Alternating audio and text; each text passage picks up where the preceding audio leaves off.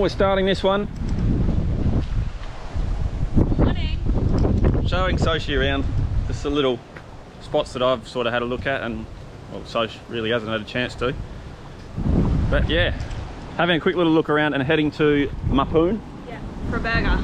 Mapoon, which is a small community about 45 minutes away for a burger. Apparently the burger's pretty good there. And I guess we'll see what we see along the way. And then tonight we got a crocodile tour. Yeah. Which is a sunset crocodile tour, so it should be good. Excited for that. But anyway, let's get cracking. He's got the right idea. A little tinny.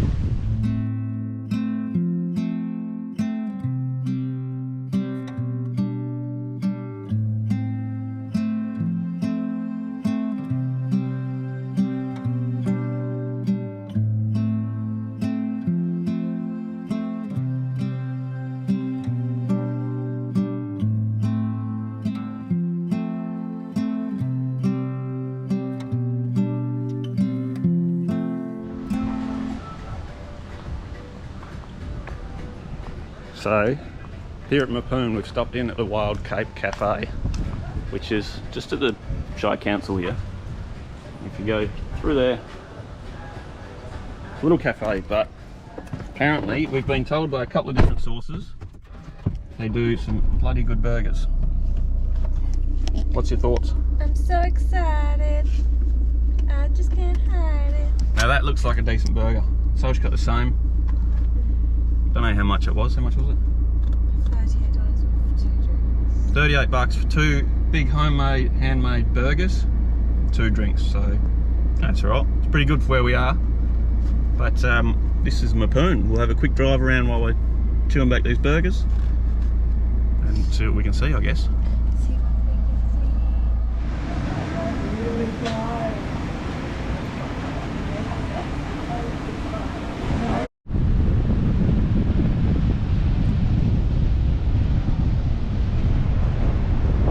I'm sorry about the wind, but this is Cullen Point. Yeah, Cullen Point. There's a little campground up the back there with shower, water, toilets, the lot. And I think it's pretty cheap. Not too sure how much it is. I'll leave it down below here. But it's a bit of a pain. All the pictures I've seen, it's a stunning little beach, but it's just so windy today. A couple of little boats out there.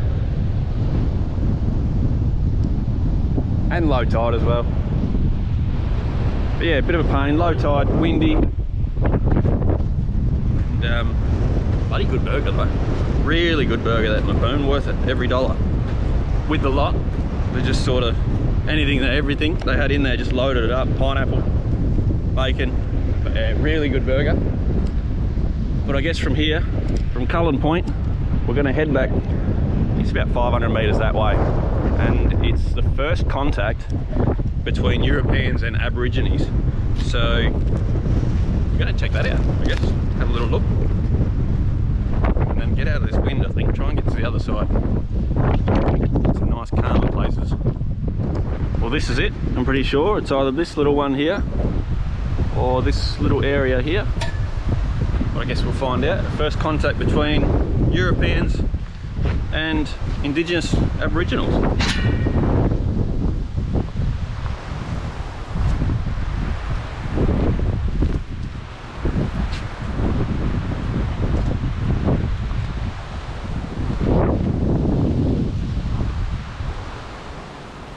First Contact Memorial.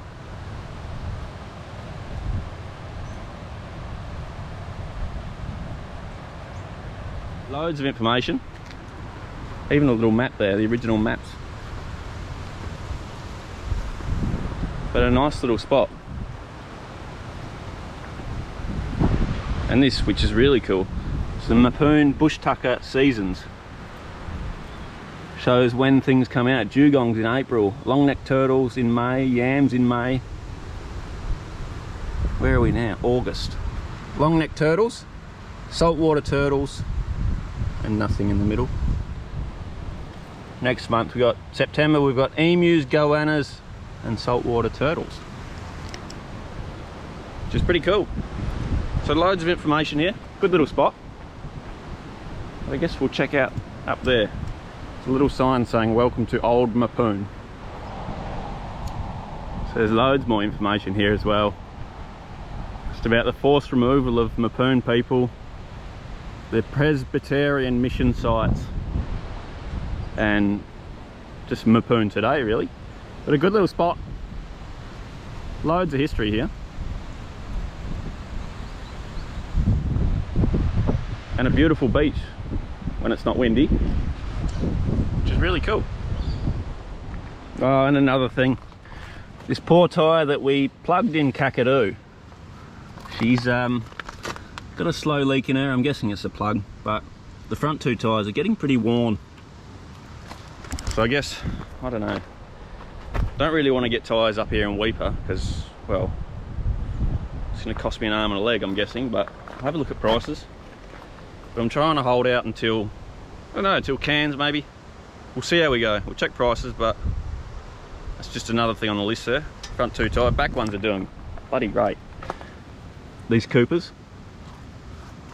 So they should, I guess, for the price. And we got them in Tom price there, 400 and something bucks each. So we're at the little, I guess the T intersection here. But you got Cullen Point that way, Back Beach and Janey Creek this way, which I'm not too sure if Back Beach is open or not. I don't really want to go down there because it says Janey Creek's closed for camping and to all visitors.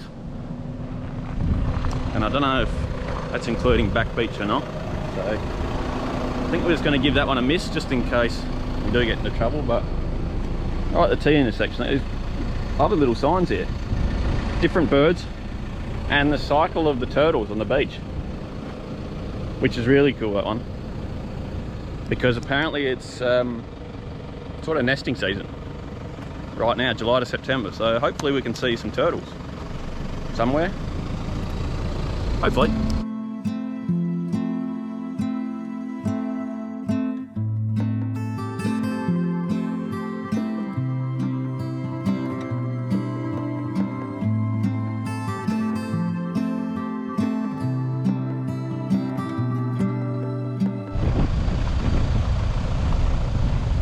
So we found this little spot too on the way back from Weipa. I'm going to stay a bit away from the water here, just because it's really murky water. But this is Clow Landing, or Wenlock boat ramp. It's a cool little spot. See a lot of the, I guess, the river system here. And also over there, it's like a plane or some sort. But a cool little spot. You can launch your boat here and maybe have a fish, but I probably wouldn't get too close to that water just because you can't see in it. There's plenty of mangroves around. But there's a couple of boats, a couple of cars parked up there with trailers, and I guess they're out fishing, but a couple there. So it must be a pretty decent spot. And a little boat with, it's got a couple of quad bikes on the back, so they must, I don't know, I've got to have a sort of talk around, but they must sort of get to places like that and go hunting over there. Or wherever they can land and drop the quad bikes and go for a hunt, which is pretty cool. But we'll keep moving. So I don't know if you can see that car out there, but this has happened since we've been up in Mapoon, and it's on the way back to Weipa.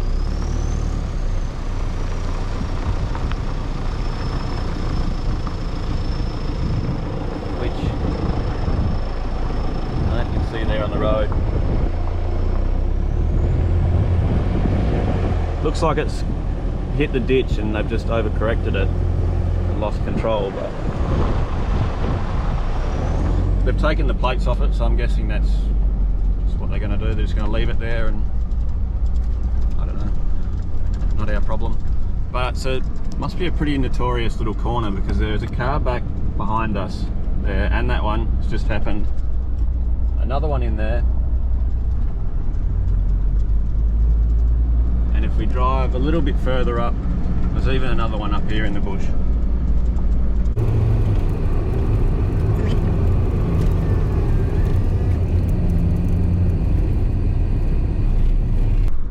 Just there.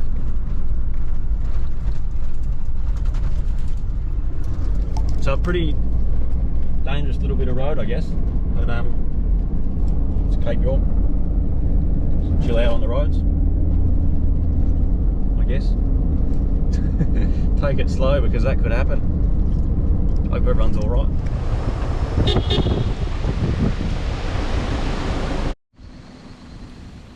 So we've found a little, I guess, a little spot. Weispa's Crossing. Negwa Weispa's Crossing. Which is, I don't know if it's been used that often because it's all sort of overgrown and looks like it's been forgotten about a bit. But we're going to go for a walk. Well, I am. Sosha's knackered.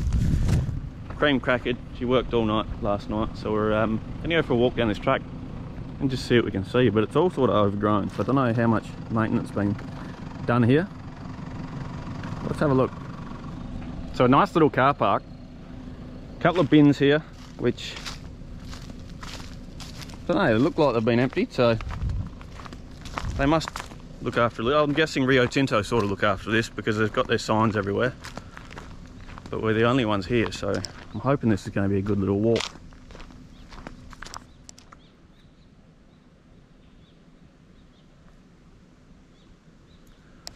So, in an effort to preserve the natural beauty of this popular swimming area, which is really good, popular swimming area. I'm hoping it's still a popular swimming area, because it was 2011 on that sign. So I'm hoping there's no crocs in here, but we'll check it out. This might be a good place to come back to and have a swim. So this is it. Not that much water in it this time of the year, which isn't really a surprise. And plenty of mosquitoes though. I'm going to give it that. There's mosquitoes everywhere. Have a look at that. So I'm not going to hang around here too long. But it looks like it does get a bit deeper up here. Nice crystal clear water though.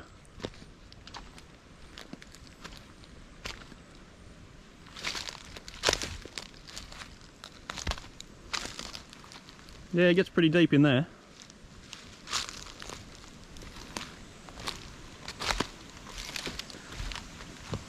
Good little spot.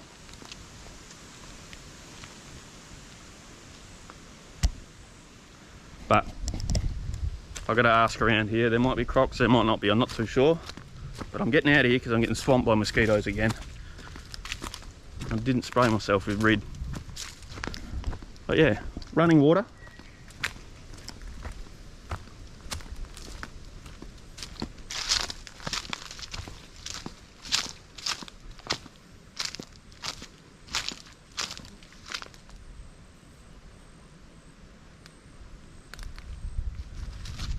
Well, it's a good little spot there.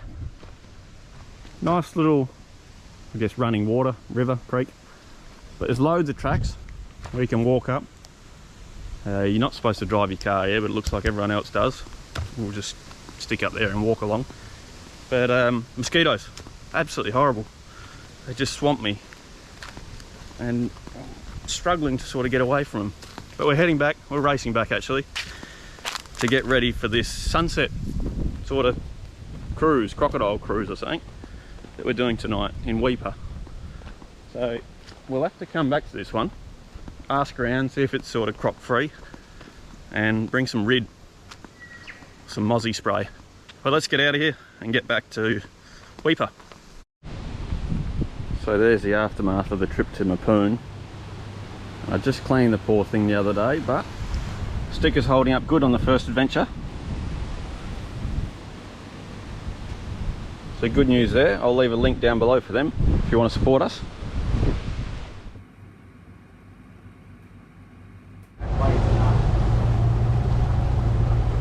Have a look to your right hand now. I'm sorry, to your left. I'm alright, jump. Get it back. Left.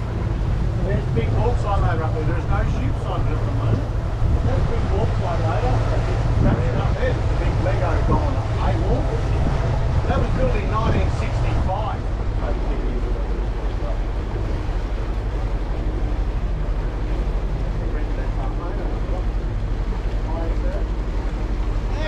Doing it tough, as you can see. This is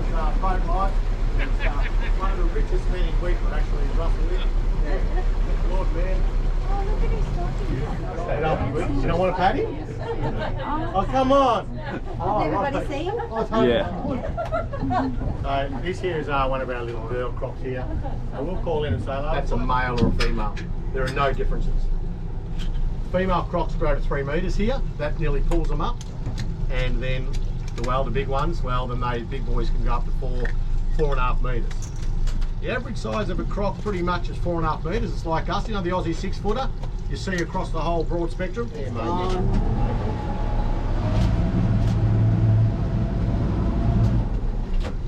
he's been in and out of quite a bit. You can see the slides, he's coming in and out. Yeah. Now the reason why the crocodile's on the bank here, it's a cold-blooded animal. And being a cold-blooded animal, they've got to warm up with the sun. Ideally, they want to be about 27.5 degrees. Now the way I've got back and growing oysters too, and the oysters didn't take off that well. Obviously it's got something to do with the temperature of water, you would imagine. Why they taste sweet, but they only do pretty much the size of your fingernail. So as a harvest point, it's never going to be viable. Pass this around, you can have a look at it. This is a real skull. They say a crocodile can sense a dog lapping up water around about 50 metres away from it. The scent on a crocodile, they'll smell its prey every day.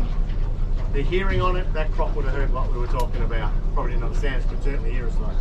But here's pretty cool. You know when you normally see a crocodile in the water, right? And the first thing you see is its eyes.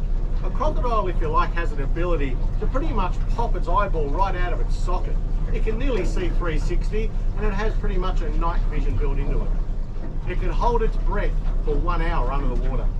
It can slow its heartbeat down to 3 beats a minute. It can't eat, it can't chew you underwater, and it certainly can't breathe. It has a platal valve. If that platal valve was swallowed underwater, it'd fill its lungs up and drown. It's very shallow, obviously, in there. Will a croc eat a bird? Bloody oath. If it can get up close enough and not have to work too hard, yeah, it'll take it, no worries. But why would you have a mouthful of feathers when you can get a nice big barramundi, you know, big mud crab, eh? Is that what you reckon he'd be doing, heading for it? Look, these birds walk around them all the time. We saw one the other day. We saw a croc having a big feed of a ray, stingray, and there was a little egret. That's a great egret, right? So there was a little egret for one like that. He walked straight up to the crocodile and picked it on the head. And we had a boatload of people like here to take it. It's bloody tough till that morning. But the croc didn't leave because it was actually chilling on a big stingray. Good. And this other bird just smacked it on the head.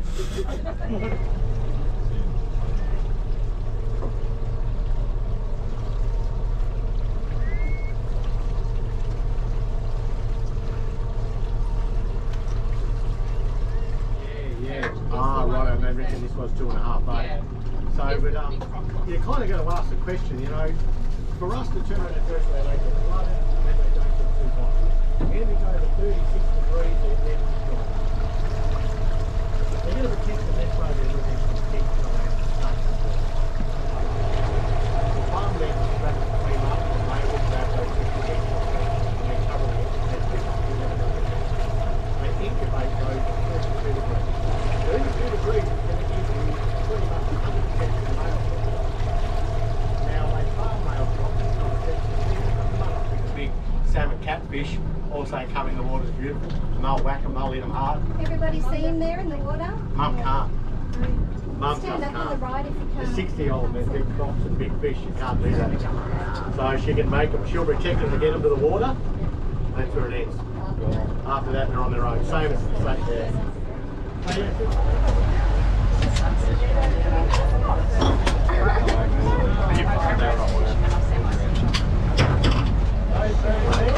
It's going to tell you about those special birds.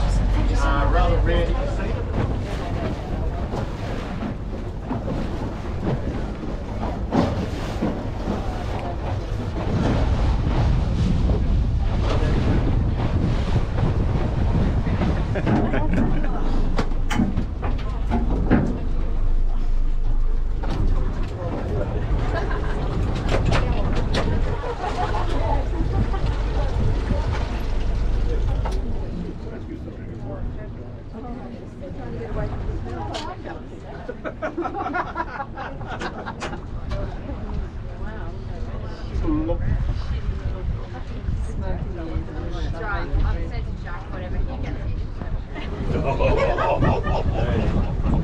Now does it fall in my way? No, you're right. I'm like, I finally got it up there. I'm like, They mate for life. Generally, it's the female that will stay on the nest and the male will go out fishing. And they only eat fish. So unlike any other raptor that will eat like a snake or a lizard or something else, these guys will only eat fish. So he goes down into the water with his talons down, he can pick up the fish, fly up, and he can actually turn it around and carry it like a torpedo.